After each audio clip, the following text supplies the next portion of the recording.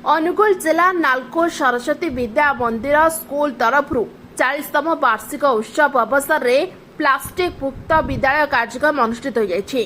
School अध्यक्ष डॉ विश्वजीत त्रिपाठी प्रत्यक्ष तत्वावधान ले स्कूल परिसर में स्कूल परिचालना समिति सदस्य तथा सीपीपी प्लांट एच&एपीके साहू समेत स्कूल समस्त शिक्षक शिक्षयित्री छात्र मान उपस्थित स्कूल स्तर प्लास्टिक मुक्त अभियान को शुभ उद्घाटन करते।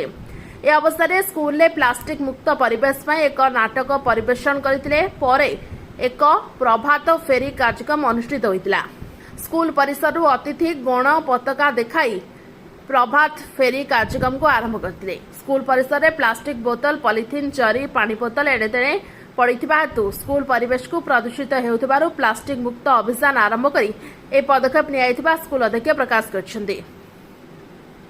Bureau report OT live. अधिक खबर देखिबा ओटी लाइव को सब्सक्राइब करंतु एवं ए खबर को अधिक शेयर करंतु।